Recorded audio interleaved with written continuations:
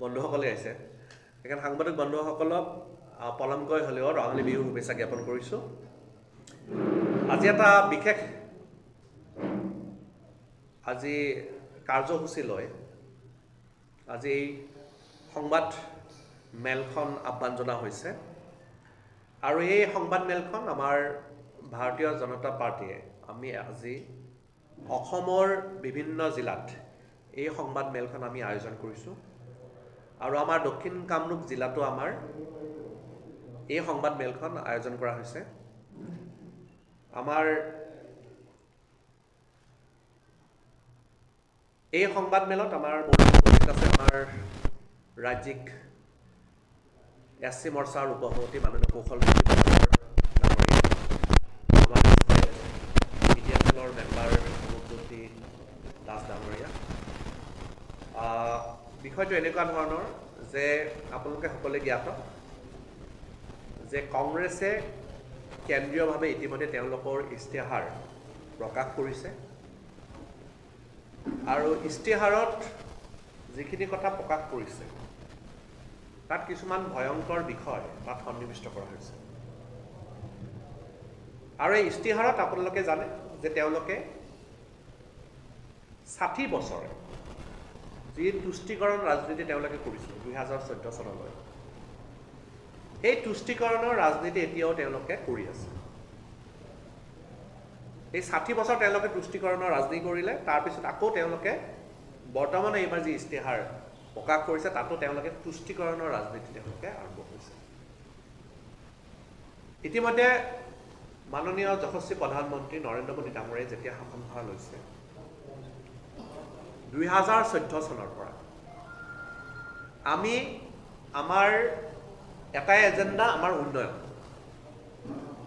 আমি প্ৰত্যেকটা ইস্তেহাৰত আমি উন্নয়নৰ বিষয়ে কম প্ৰত্যেকটা ইস্তেহাৰত আমি সামগ্ৰিকভাৱে ভাৰতবৰ্ষৰ প্ৰত্যেকখন ৰাজ্যৰ উন্নয়নৰ বিষয়ে কম সামগ্ৰিকভাৱে ভাৰতবৰ্ষখন কিদৰে আগবঢ়াই লৈ যাব পাৰি বিশ্বৰ এখন শ্ৰেষ্ঠ দেশত পৰিগণিত কৰিব পাৰি তাৰ বিষয়ে আমি ইস্তেহাৰত প্ৰকাশ কৰোঁ কিন্তু তাৰ পৰিপন্থী কংগ্ৰেছে যি তেওঁলোকে তুষ্টিকৰণৰ ৰাজনীতি কৰিছিলে সেই তুষ্টিকৰণৰ ৰাজনীতি বৰ্তমান যিটো তেওঁলোকৰ ইণ্ডিয়া এলায়েন্স যিটো তেওঁলোকে কৰিছে এই ইণ্ডিয়া এলায়েন্সে যিটো যৌথভাৱে যি ইস্তেহাৰ প্ৰকাশ কৰিছে তাতো দেখা গৈছে যে তেওঁলোকে সেই তুষ্টিকৰণৰ ৰাজনীতিয়ে কৰিছে আজি কংগ্ৰেছ আৰু ইয়াৰ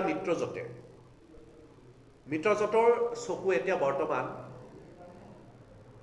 আমাৰ ভাৰতবৰ্ষৰ বা আপোনালোকৰ জনতাৰ এতিয়া উপাৰ্জনৰ ওপৰত আৰু সম্পত্তিবিলাকৰ ওপৰত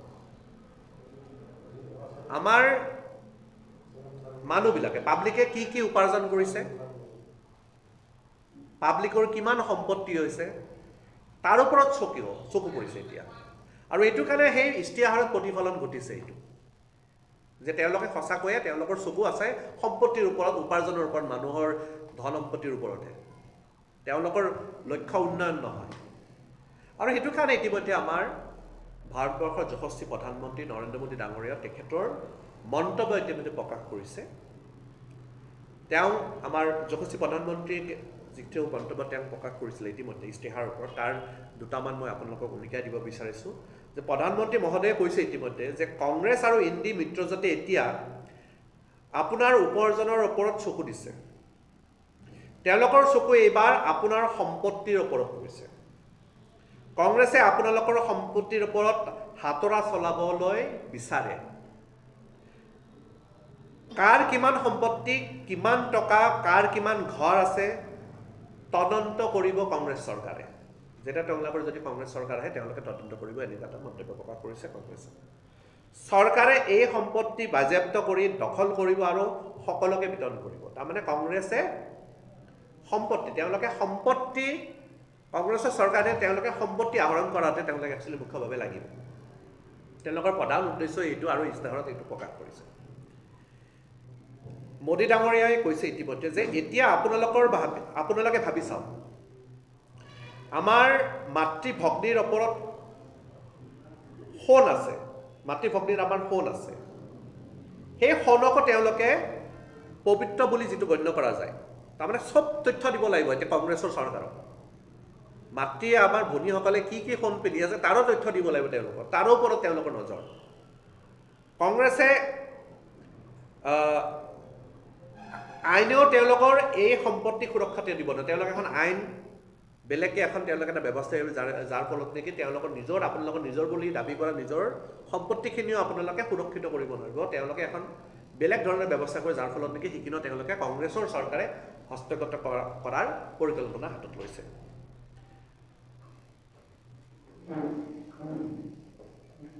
এতিয়া তেওঁলোকৰ চকুও সেইখিনিৰ ওপৰত পিতৃ মাতৃৰ সোণ চুৰ কৰিবলৈ এই সমীক্ষা চলাব বিচাৰিছে। ইয়াৰ জৰিয়তে মাতৃ ভগ্নীসকলৰ মংগলসূত্ৰ ইভেন সুৰক্ষিত হৈ নাথাকে, কিয়নো তাৰো হিচাপ দিব লাগিব, মংগলসূত্ৰ পৰ্যন্ত হিচাপ দিব লাগিব। এই পৰিয়ালমুখী লোকসকলে দেশত লুটপাট কৰি নিজৰ সাম্ৰাজ্য সৃষ্টি কৰিছে। ইতিমধ্যে আপোনালোকে জানে যে কংগ্ৰেছৰ সময়ত তেওঁলোকে ইতিমধ্যে দেশত লুটপাট চলাই তেওঁলোকৰ সাম্ৰাজ্য বৃদ্ধি কৰিছিলে।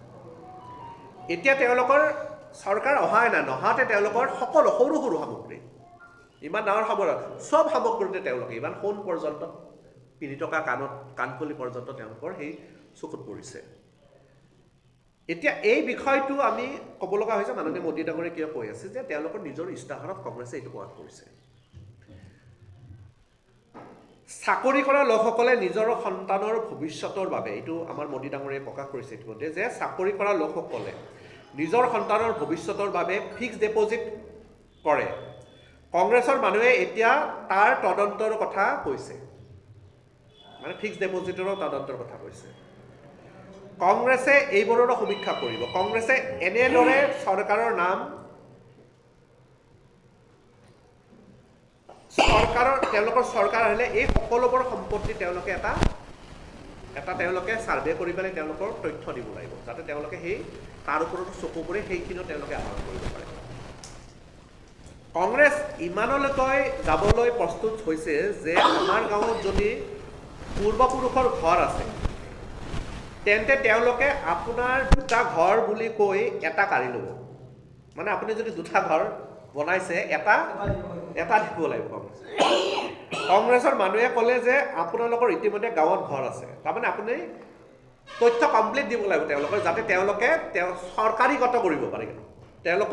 আপোনালোকৰ সম্পত্তিখিনি যে কংগ্ৰেছ চৰকাৰে যাতে আহৰণ কৰিব, সেই গোটেইখিনি পলিচি তেওঁলোকে ইতিমধ্যে তেওঁলোকৰ ইস্তাহাৰৰ যোগেদি নোকোৱাকৈ কিছুমান বস্তু তেওঁলোকে প্ৰকাশ কৰিছে। এতিয়া কথাটো এনেকুৱা ধৰণৰ যে তেওঁলোকে মাননীয় প্ৰধানমন্ত্ৰী মহোদয়ে কৈছে যে কংগ্ৰেছৰ তেওঁলোকৰ এই চিন্তাধাৰা মাওবাদী আৰু কমিউনিষ্টৰ দৰে। আমাৰ প্ৰধানমন্ত্ৰী মহোদয়ে এইটো ব্যক্ত কৰিছে। আৰু কংগ্ৰেছ আৰু ইণ্ডি মিত্ৰজোঁটে ইয়াত ভাৰতত কাৰ্যকৰী হোৱাটো বিচাৰিছে। এই যিবিলাক পন্থা আছিলে এইবোৰ মাওবাদী চিন্তাধাৰাৰ আছিলে, মাওবাদী চিন্তাধাৰা আছিলে। আৰু সেই চিন্তাধাৰাটো এতিয়া কংগ্ৰেছে আনিছে যে ব্যক্তিগত মানুহৰ সম্পত্তিৰ ওপৰত, আমাৰ আই মাতৃসকলৰ পিন্ধি থকা খাৰুৰ ওপৰত, পিন্ধি থকা সোণৰ ওপৰত, পিন্ধি থকা কাণফুলিৰ ওপৰত তেওঁৰ মংগলসূত্ৰ পৰ্যন্ত তেওঁলোকৰ চকু পৰিছে। এতিয়া আমি ক'ব বিচাৰিছোঁ যে প্ৰধানমন্ত্ৰী মহোদয়ে সঁচাকৈয়ে এই কথাখিনি ঠিকেই কৈছে, কিয়নো আপোনালোকে এই কংগ্ৰেছৰ নীতি আৰু তেওঁলোকৰ ইস্তিহাৰত লুকাই থকা কংগ্ৰেছৰ ইস্তিহাৰত এই গুপ্ত এজেণ্ডাটো ইতিমধ্যে প্ৰকাশ পাইছে। আমি যদি কংগ্ৰেছৰ ইতিহাস চাওঁ, কংগ্ৰেছৰ ইতিহাস 2024 স্পষ্টকৈ বিশেষভাৱে উল্লেখ কৰা হৈছে যে কংগ্ৰেছে জাতি উপজাতি আৰু তেওঁলোকৰ আৰ্থ সামাজিক অৱস্থাৰ গণনাৰ বাবে দেশজোৰা আৰ্থ সামাজিক আৰু জাতিগত লোকপিয়ল চলাব। তথ্যৰ ভিত্তিত ইতিবাচক কাৰ্যসূচী শক্তিশালী কৰা হ'ব, এইটো কংগ্ৰেছৰ এজেণ্ডা। আকৌ কংগ্ৰেছৰ ইস্তিহাৰত প্ৰকাশ কৰিছে যে কংগ্ৰেছে ইস্তিহাৰত উল্লেখ কৰিছে যে দেশত সংখ্যাগৰিষ্ঠতাবাদৰ কোনো স্থান নাই। আপোনালোকে একদম মানৱতাবাদৰ কোনো স্থান নাই। কংগ্ৰেছৰ ইস্তিহাৰত কোৱা হৈছে যে বেংকে সংখ্যালঘুসকলক কোনো ধৰণৰ বৈষম্য নকৰাকৈ প্ৰতিষ্ঠানিক ঋণ প্ৰদান কৰাটো নিশ্চিত কৰা হ'ব। ইয়াৰ উপৰিও শিক্ষা, স্বাস্থ্যসেৱা, ৰাজহুৱা নিয়োগ, ৰাজহুৱা কামৰ চুক্তি, দক্ষতা বিকাশ, ক্ৰীড়া আৰু সাংস্কৃতিক কাৰ্যকলাপত কোনো ধৰণৰ বৈষম্য নোহোৱাকৈ সংখ্যালঘুসকলে উচিত অংশ লাভ কৰাটো নিশ্চিত কৰা হ'ব। এইটো কংগ্ৰেছৰ এজেণ্ডা, তাত এজেণ্ডাত লিখা হৈছে ইস্তিহাৰত। কংগ্ৰেছে নিজৰ ইস্তিহাৰত লিখিছে যে অনুসূচিত জাতি, অনুসূচিত জনজাতি আৰু অন্যান্য পিছপৰা জাতি OBC সংৰক্ষণৰ 50% সীমা বাতিল কৰি বৃদ্ধি কৰা হ'ব। অৰ্থাৎ কংগ্ৰেছে ইস্তিহাৰৰ প্ৰায় প্ৰতিটো খণ্ডতে সংখ্যালঘুৰ কথা কৈছে। কংগ্ৰেছে নিজৰ ইস্তিহাৰত লিখিছে যে কংগ্ৰেছে নীতিৰ উপযুক্ত পৰিৱৰ্তন কৰি ধন আৰু আয়ৰ ক্ষেত্ৰত ক্ৰমাৎ বৃদ্ধি পোৱা বৈষম্য সমাধান কৰিব। এইটো তেওঁলোকৰ এজেণ্ডা। 5 এপ্ৰিলত ইস্তিহাৰত প্ৰকাশ কৰা সময়ত ৰাহুল গান্ধীয়ে কৈছিল যে ভাৰতৰ জনসংখ্যাৰ 50% লোক পিছপৰা শ্ৰেণীৰ, 15% লোক দলিত, 8% জনজাতীয়, 15% সংখ্যালঘুৰ আৰু 5% দৰিদ্ৰ সাধাৰণ শ্ৰেণীৰ লোক। এই সকলোবোৰ একত্ৰিত কৰিলে তেন্তে 90%তকৈ অধিক জনসংখ্যা এই মানুহবোৰৰে গঠিত। কিন্তু ভাৰতৰ প্ৰতিষ্ঠানবোৰলৈ চালে, ডাঙৰ ডাঙৰ কোম্পানীবোৰলৈ চালে, তেতিয়া সেই কোম্পানীবোৰত কোনো এটাও নাপাব। ইয়াৰ যদি চোৱা যায়, এইটো কিন্তু আপোনালোকে ডাঙৰ ডাঙৰ হেৰিবিলাকত কেতিয়াও এটাও পোৱা নাযায়। এইটো তেওঁলোকে প্ৰকাশ কৰিছে।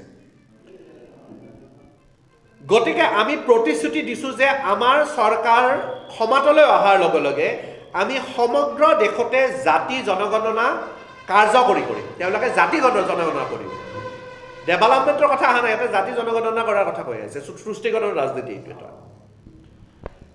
আমি দেশৰ এক্সট্ৰে কৰি পেলাম, তেল পানী ভাগ কৰি পেলাম। ইয়াৰ পিছত আমি বিত্তীয় আৰু প্ৰতিষ্ঠানিক জৰীপ কৰিম। বিত্তীয় আৰু প্ৰতিষ্ঠানিক জৰীপ কৰিব তেওঁলোকে। আপোনালোকে তত্ত্ববিলাক চাই ল'ব, সাংবাদিক আপোনালোকে বুজি পাব। তেওঁলোকে গম পাব ভাৰতৰ ধন কাৰ হাতত আছে, কোনটো শ্ৰেণীৰ হাতত ধন আছে, আৰু এই ঐতিহাসিক পদক্ষেপৰ পিছত আমি বৈপ্লৱিক কাম আৰম্ভ কৰিম। আপোনালোকৰ অধিকাৰৰ বাবে আমি কাম কৰিম। এইটো কংগ্ৰেছৰ এজেণ্ডা। আপোনালোকে এজেণ্ডাখন ভালকৈ পঢ়িলে আপোনালোকে স্পষ্টতে বুজি পাব তেওঁলোকে কাক একচুৱেলি তুষ্টিকৰণ কৰিব বিচাৰিছে। এটা ভয়ংকৰ তেওঁলোকে ৰূপৰেখা, এটা গুপ্ত তেওঁলোকে এজেণ্ডা এটা বনাইছে। এইটো যিটো তেওঁলোকে মনে মনে ভাবি থাকে, সেইটো তেওঁলোকৰ ইস্তিহাৰত প্ৰকাশ কৰিছে।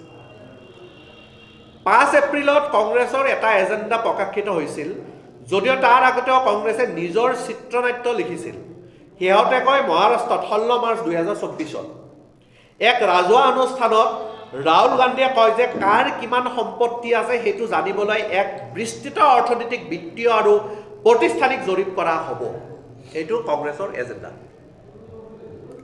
ইয়াৰ পিছত তেলেংগানাত যোৱা 6 এপ্ৰিল 2024 নিৰ্বাচনী সভাত প্ৰদান কৰি ৰাহুল গান্ধীয়ে দলৰ যিমান জনসংখ্যা সিমান অধিকাৰ, জিতনি আবাদী উতনা হক, এই কথাটো তেওঁ প্ৰকাশ কৰিছে।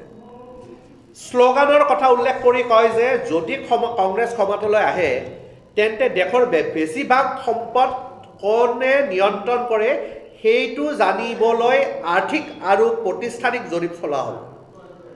ৰাহুল গান্ধীয়ে কয় যে ইয়াৰ